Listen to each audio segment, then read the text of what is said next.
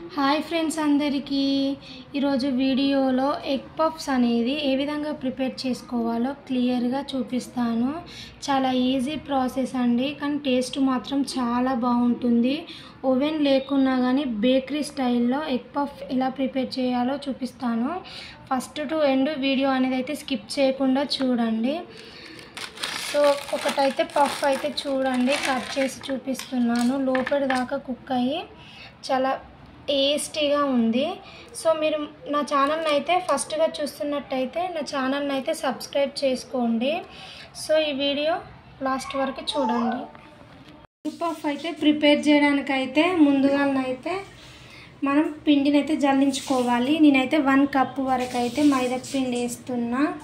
ఇందులోకే చిటికెడంతా salt వేస్తే సరిపోతుంది. అలాగే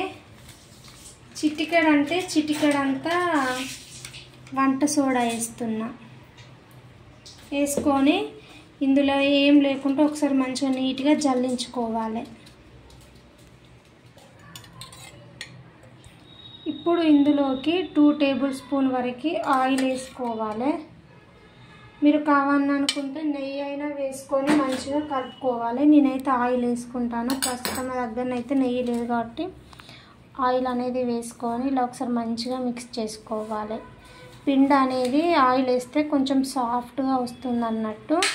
సో మనం ఆయిల్ వేసి ఒకసారి ఇలా కలిపినాకనైతే కొద్దిగా వాటర్ వేసుకుంటూ మంచిగా కలుపుకోవాలి. మరీ మెత్తగా ఉండకూడదు, మరీ గట్టిగా ఉండకూడదు. కొద్దిగా వాటర్ వేసుకుంటూ చపాతీ ముద్దలాగా మంచిగా కలుపుకోవాలి. పిండి అయితే ఇలా సాఫ్ట్గా కలిపాక దీన్ని అయితే మూత పెట్టుకొని ఒక 10 నిమిషాలు అయితే పక్కన పెట్టేసుకోవాలి. ఇప్పుడు ఎగ్ పఫ్ స్టఫింగ్ కోసం అయితే స్టవ్ పైన ఒక కడాయి పెట్టుకొని అందులోకి కొద్దిగా ఆయిల్ వేసుకోవాలి. ఆయిల్ వేడెక్కిందో లేదో చెక్ చేసుకొని అందులోనైతే జీలకర్ర వేస్తున్నా. ఇప్పుడు ఇందులోకి కట్ చేసి పెట్టుకున్న ఆనియన్స్ అయితే వేస్తున్నా. ఆనియన్స్ అనేవి బాగా ఫ్రై అవ్వాల్సిన అవసరం లేదు, జస్ట్ లైట్గా కొంచెం ఒక 2 మినిట్స్ ఫ్రై అయితే సరిపోతుంది. చూడండి, ఆనియన్స్ అనేవి అయితే కాస్త ఫ్రై అయిపోయినాయి. ఇప్పుడు ఇందులోకి సన్నగా కట్ చేసి పెట్టుకున్న కొత్తిమీరను వేసుకోవాలి.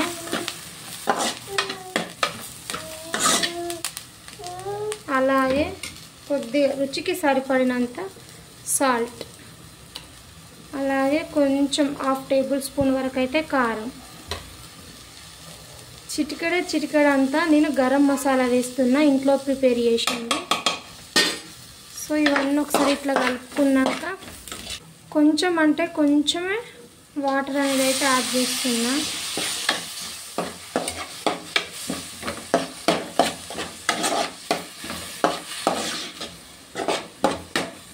స్టఫింగ్ కోసం అయితే ఇట్లా ప్రిపేర్ చేసుకొని అయితే పక్కన పెట్టేసుకోవాలి. చపాతీ పైన స్ప్రెడ్ చేయనీకి ఇందులోకి 2 టేబుల్ స్పూన్ వరకు అయితే మైదా పిండిని వేసుకుంటాను. ఇందులోకి ఆయిల్ అనేది వేసుకొని థిక్ పేస్ట్ లాగా చేసుకోవాలి. ఉండలు అనేవి లేకుండా మంచిగా మిక్స్ చేసుకోవాలి. నేనైతే ఇలా చేస్తున్నా. మీ దగ్గర బటర్ ఉందనుకో డైరెక్ట్ బటర్ అనేది అయితే చపాతీ పిండి పైన అయితే అప్లై చేసుకోండి. నేనైతే మైదా పిండిలో ఆయిల్ వేసుకొని అయితే ఈ విధంగా ప్రిపేర్ చేసి పక్కన పెట్టేసుకుంటాను. 10 మినిట్స్ తర్వాతకి చూడండి, పిండి అనేది అయితే మంచిగా సాఫ్ట్గా అయిపోయింది. సో దీన్ని ఏంటంటే చపాతీ ముద్ద లెక్క ఇంత చిన్నగా, మీరు కొంచెం పెద్దగా పఫ్స్ కావాలనుకుంటే పెద్దగా చేసుకోండి. నేనైతే ఇంత సైజులో చేస్తున్నా. నేను తీసుకున్న పిండికి అయితే ఇట్లా 6 ముద్దల్లాగా అయినాయి. నేనైతే చపాతీ అయితే ప్లేట్ పైన చేస్తున్నా. మీరైతే కౌంటర్ టాప్ పైన ఏదైనా చేసుకోండి, కానీ చపాతీ అయితే వీలైనంత పల్చగా ఒత్తుకోవాలి.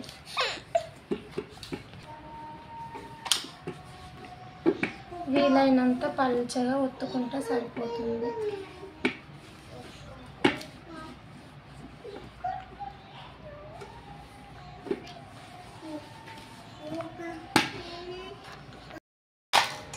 చూడండి, నేనైతే వీలైనంత పల్సగానైతే చపాతీ అనేది అయితే ఒత్తుకున్నాను. ఈ విధంగానే మిగతా చపాతీలన్నీ ప్రిపేర్ చేసుకోవాలి.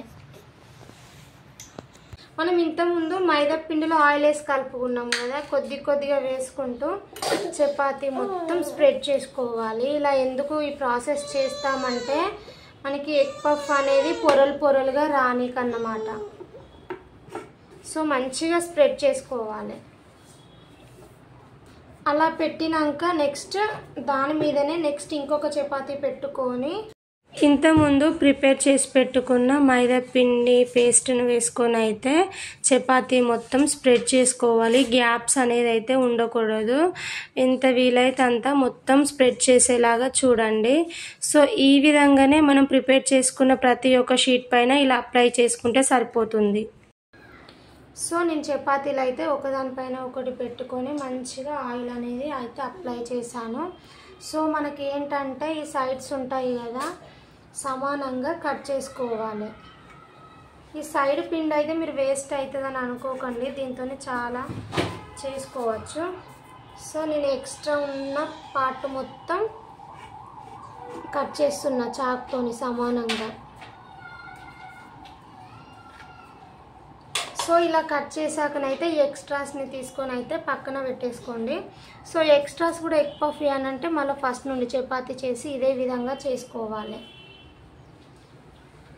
సో ఇందులోకి నేను తీసుకున్న పిండికైతే మీరు పెద్దగా కావాలంటే పెద్దగా చేసుకోండి. నాకైతే నేను తీసుకున్న పఫ్కి అయితే 4 అయ్యాయి.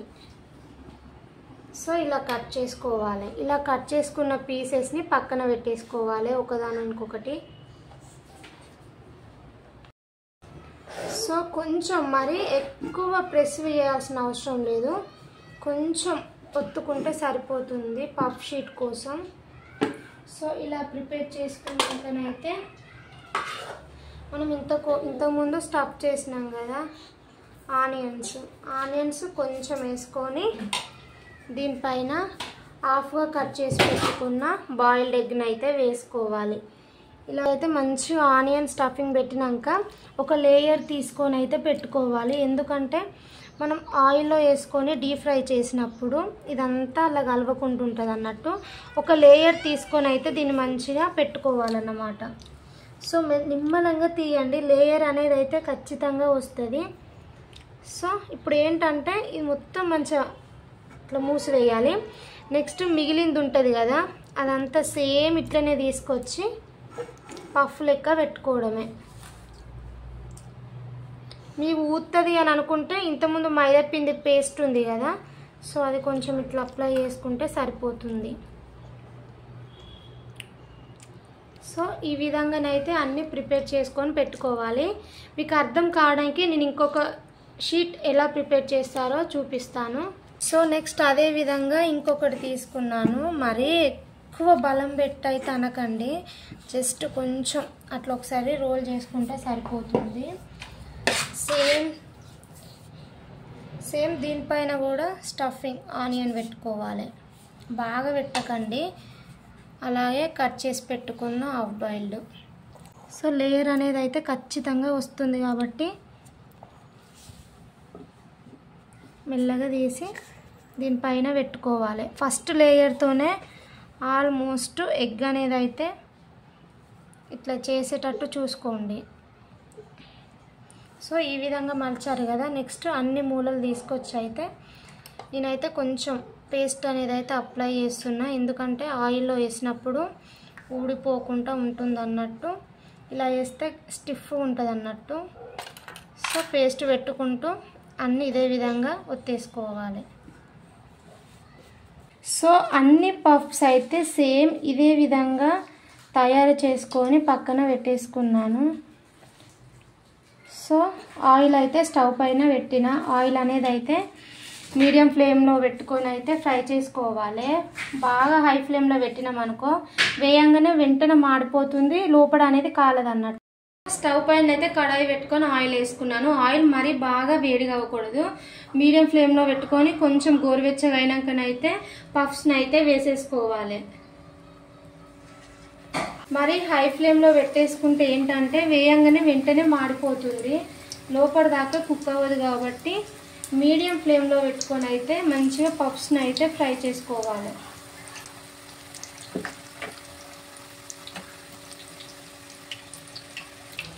సో ఏంటంటే ఒకవైపు కాలాక ఇంకో వైపు టర్న్ చేసుకోండి, కింది పక్కకు కూడా మంచిగా కాలాలి కదా.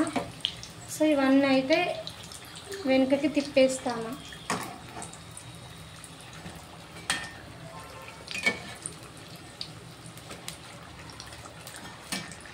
సో చూడండి పఫ్స్ అయితే మంచిగా కలర్ చేంజ్ అయినాయి. సో వీటిని అయితే ఒక ప్లేట్లోకి తీసేసుకుంటాను. చూడండి మంచిగా పొరల్లాగా విచ్చుకుపోయాయి కదా. సో నేనైతే ఒక ప్లేట్లో తీసుకొని అయితే పక్కన పెట్టేసుకుంటాను. సో ఈ విధంగానే ఇంకా కొన్ని పఫ్స్ ఉన్నాయి కదా, ఇట్లనే డీప్ ఫ్రై చేసుకోవాలి ఆయిల్లో.